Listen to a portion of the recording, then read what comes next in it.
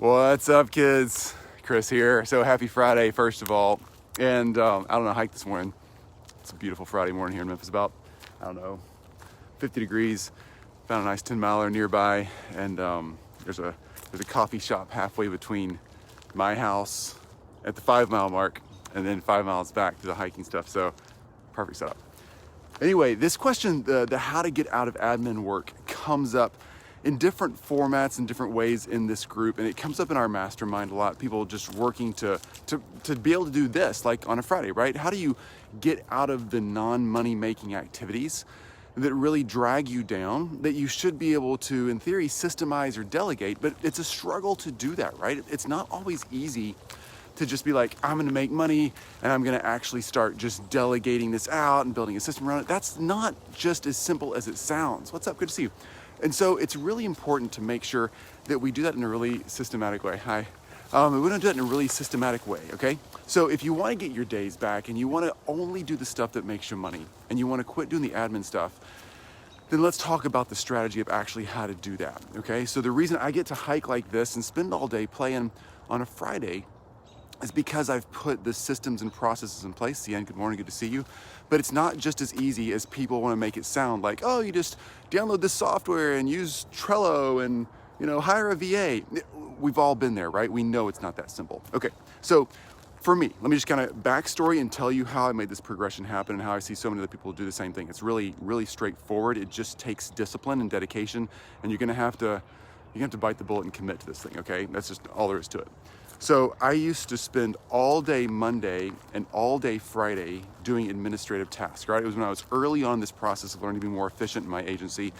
And so I would spend all day Monday and all day Friday doing administrative tasks, all right? And then hire me to do your admin stuff. Yes, Cian, I love that. There you go. Somebody call Cian. That's the answer to your question right there. So I would do money making things on Tuesday, Wednesday, and Thursday, okay? Admin on Mondays and Fridays, money making Tuesday, Wednesday, and Thursday. My goal with that was simply to categorize the type of tasks I was doing. And that's step one. Super important to first uncouple your money making activities from your admin activities. Okay, those are two often separate sides of the brain. So selling and prospecting, influencing, being interviewed on a podcast, managing your Facebook group, whatever. The relational kind of stuff is one side of your brain. The admin kind of stuff is kind of the other side of your brain. So first of all, separate those out. Pick a day of the week or 2 days a week that's going to be admin, a couple days a week that are going to be just money making and selling. All right, task number one. You're still working a lot. You're still hammering out 5 days, 6 days, whatever, a week, long hours, whatever. But separating it out will make you more efficient. All of a sudden, you'll become better at selling, better at relationships, and your admin stuff will start getting done more efficiently and faster. All right, that's step number one. Step number two is for me, I was doing, again, Monday admins and Friday admin days, and then selling and prospecting and stuff on Tuesday, Wednesday, Thursday. I took one of those admin days. For me, it was Friday. And I said, that admin day is not gonna be me just scrambling to get stuff done and get caught up. It's actually gonna be me doing admin tasks that I know are the easiest to hand off, the easiest ones I think I could delegate. And so I would just simply open up a screen share system. Every computer has one on there. I think if you're a Mac user, QuickTime or something like that's just already on your computer. It doesn't have to be fancy. Open up a Zoom call, just Zoom yourself, record your screen, the task that you're doing, record your voice. If you want to put your video up in the top corner, you can, and just walk through the process that you're doing as you're doing it while you're recording it, and then save that video in a Google Drive, Dropbox, somewhere where you can just title it. This is the standard operating procedure, the SOP for this thing, answering my email, duplicating funnel and ClickFunnels, calendaring people, a prospecting format, researching, scraping, and then sending out a little bit of a customized email set to prospects, whatever it is that you do, right? The things that I thought, this is a pretty easy to systemize or step-by-step process I can teach, I would put those on Fridays, and I would do those for 8 hours straight on Fridays, record the heck out of it, title it, drop it in a Google Drive file. And then I would find somebody like a VA or somebody who could start helping me, that was a nice person, that was relatively organized, that could start watching those videos, then documenting the steps that they understood me going through in a Google Doc, and then present that back to me. So I would hire somebody to watch the videos.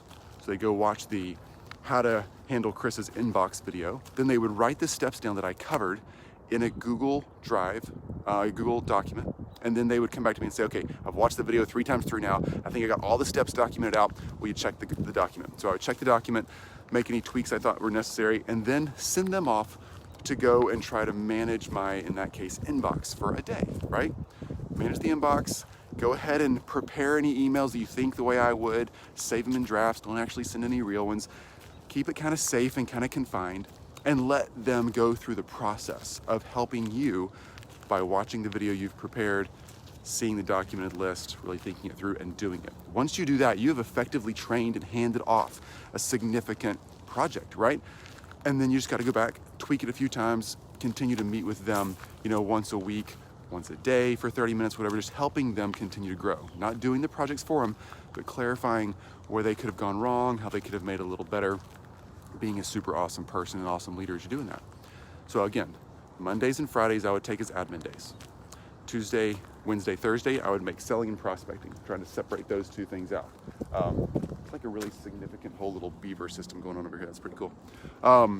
And then I would take one of my admin days, Monday or Friday, to just drill out those videos, anything that I thought was easy to hand off.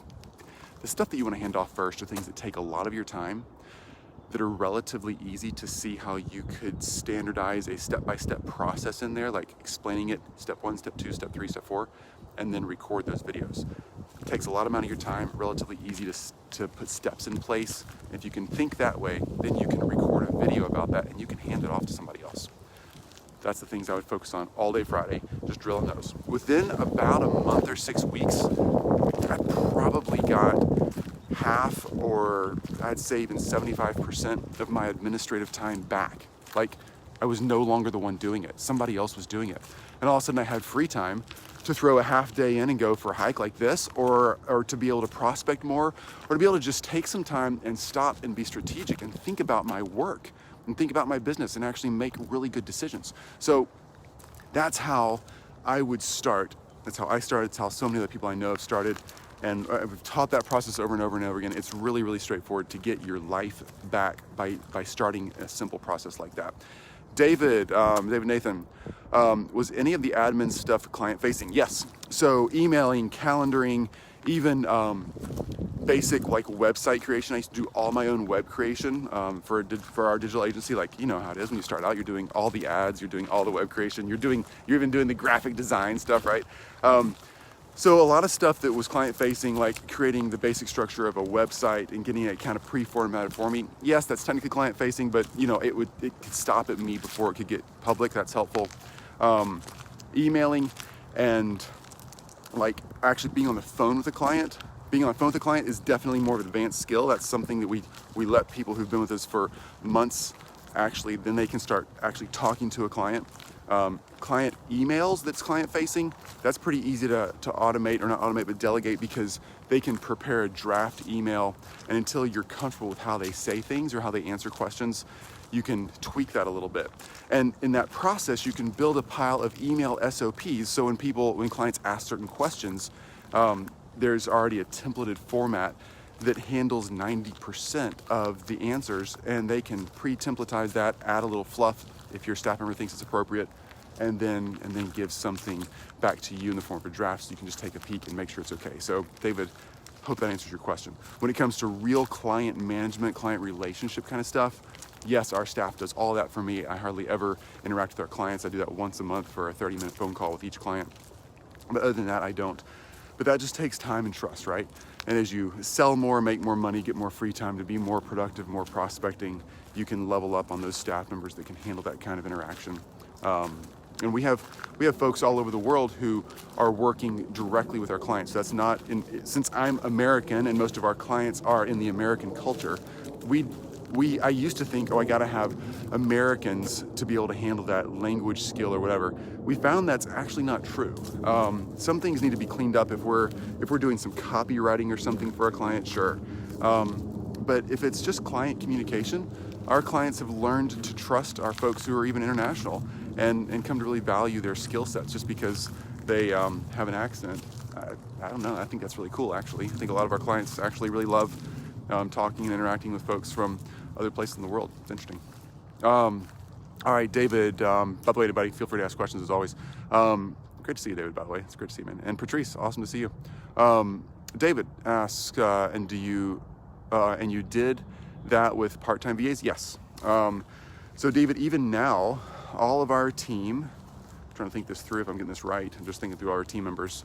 All of our team, with the exception of one person, I think, are all part-time, what you would consider VAs, all right? We have all independent contractors, and all of our team, it works virtually, and we do that intentionally because they want this life too. I'm not the only one who there's a lake in front of me and a lake behind me. They want this same life, and I want them to be free. So that's why we set that up that way. And the other thing is, a lot of them work part-time, but they fill certain roles. Even the person who runs my entire digital agency, working with all these high-end surgeons with super high-ticket cases, with all of that, she works 20 hours a week for us, and she is the VP of the whole thing. She's an amazing person. She's part-time because that's the life she wants, right? So yeah, I hope that answers your question, David. Likewise, appreciate you fielding questions. Absolutely, David. Anybody else for questions on this? Because, you know, here's the bottom line. You might not be a hiker like I am or want to go out and play in the woods in your free time. You might want to sit on the beach, or you might want to watch Netflix or read a book or go shopping, or you might want to start another business. Whatever you want to do with your free time, that's your business, right? But ultimately, it's the administrative time that needs to get out of your calendar first, because you're going to make more money with the client-facing, selling, prospecting, and being strategic. Even though prospecting can be automated a lot of times or handed off, you're gonna make more money by stepping back and thinking about that stuff and being strategic about the prospecting even. And getting the admin off of your calendar will make you more money than just about anything else you start to do. Okay, David also here. Let's see, David, that was my vision for this business all along. You want to do the sales from the beach in Fiji? Go for it. Yeah. We'll know if you're selling. Yeah. I like that. Why not go somewhere else, right? Why not? Why not? I'm a little bored right now, honestly, because usually Jill and I and our 5 kids travel a lot. We're trying to be good about, you know, doing our part to keep everybody safe. And so hiking, right? But hey, we're safe, and I'm glad we're here. Glad to see all you guys too. Ultimately, folks, get rid of the admin. If you're struggling with that and need help on figuring out how to get rid of the admin, lean in, ask questions. I answer them here Mondays, Tuesdays, and Fridays every week. We are taking off a couple weeks over Christmas, and I will not see you guys for that time period, but I want to make sure we're helping everybody move forward. Zach, what are your tips? Okay. Zach, what are your tips you've learned from hiring your team of VAs, do's and don'ts of your first hire? Oh, that's a good question, Zach. So first, I'm just gonna rattle off what comes to mind. First thing that comes to mind is keeping my personal life and all of my personal crap out of the relationship. For many of us, when we hire our first person, they get to hear a lot of what's going on in our life, and they're kind of bogged down with us being new bosses and then not being able to just produce and do their job because they want to do their job, right? Like I do, like you do. So that's number one, is really focusing and being at work when you're at work. All right, once you hire a person, let's start first with how are you going to find that person? I would lean into a community like this. Like if you post a public question in this Facebook group, we screen, by the way, every question or comment that comes in, because we don't want people selling or pitching or anything like that in our group. That's not the point of this group. I don't even pitch and sell. You'll not see any links below of me ever, you know, offering a free 10-step plan to whatever. That's just not what this group's all about. So, but posting like something like, hey, I'm looking to hire a first VA for 2 hours a week or something like that in this group, you'll get some feedback. Anybody know anybody? You'll find people. Start there. Relationships, just like with referrals for getting new clients, relationships and referrals when you're hiring staff members is such a big deal. So we try our best to always hire from existing relationships and referrals. And if you can't find that, then go to a staffing agency. 2 different types of staffing agencies. One that actually hire the staff and bring them in for you, and they're already trained, and you're kind of renting them by the hour. Boldly is a good one. Sophie here in our group, she has an agency like that. Sophie Zolman, I think we could connect you if you want to reach out. I'm sure we can make that connection. Or you can find agencies like virtualstafffinder.com that helps you source and find people, background checks, all that sort of thing in the Philippines. We've used them many times and have found some of our coolest, most favorite staff members ever through virtualstafffinder.com. They've done a great job helping us identify people that are out of arm's reach, where I can't go meet them, right? That's hopefully helpful. And then once we hire them, we just really try to hire for personality and organizational strength. So I want them to be organized because we're going to have tasks to do, right? We got jobs. But I'm more interested in personality. Like, are they nice, awesome people to hang out with? Because that's who we want to hang out with, right? That's who I want our clients hanging out with. And as a team, we all want to hang out with awesome people. So I'm hiring awesome people. I can teach any skill set. My team can teach any skill set. You can teach somebody how to set up Facebook Ad Manager or build a website or do prospecting or scrape lists or send emails or whatever. You can teach all that, but you can't teach sometimes just great mental attitude and good personality, you know? And then we focus, next, Zach, good question, man. We focus then on the tasks that are easiest to hand off and train with a video style SOP, all right, standard operating procedure.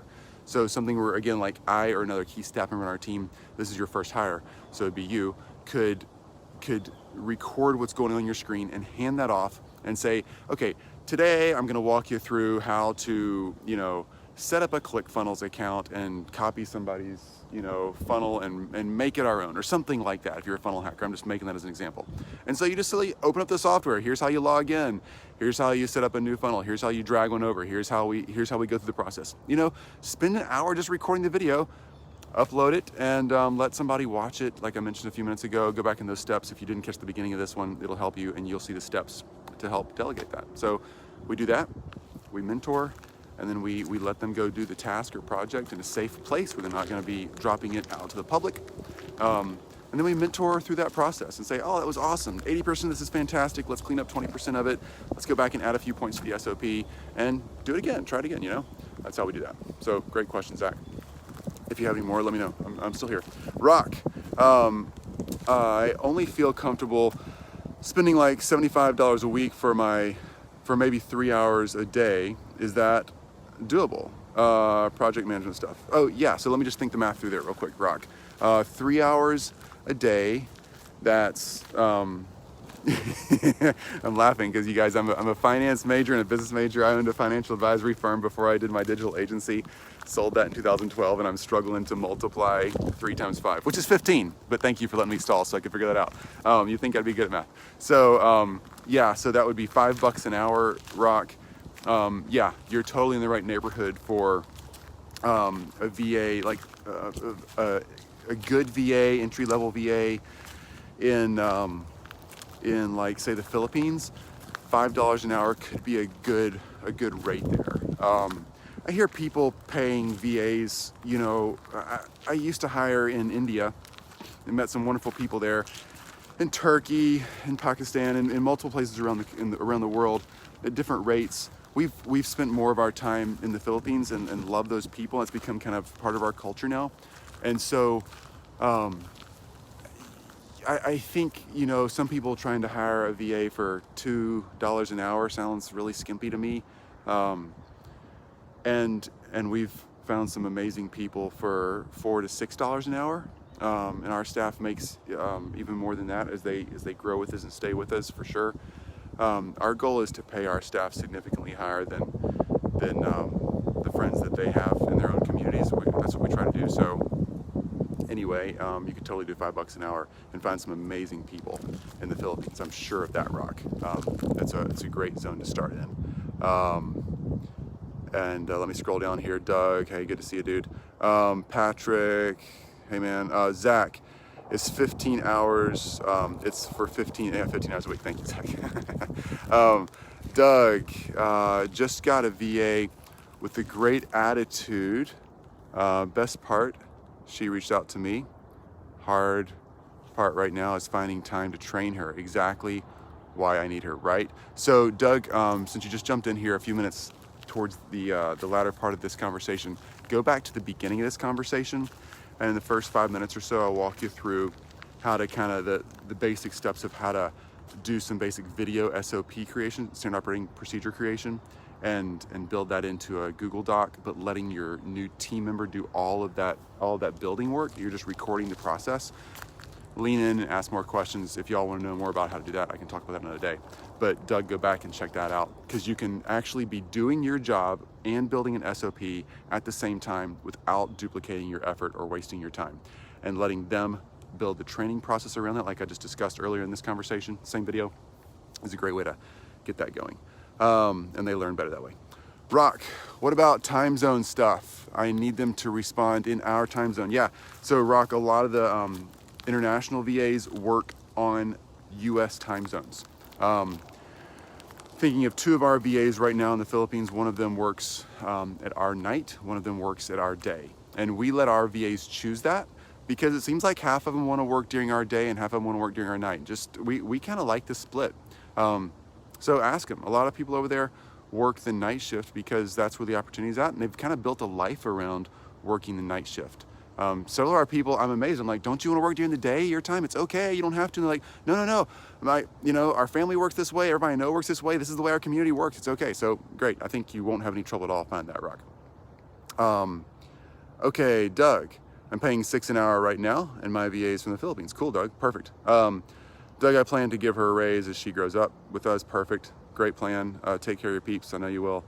Zach, Rock, using a program like Asana allows for great collaboration overseas. Yes, absolutely. Get a project and task management system, whichever one you use. Asana, Rike, Trello.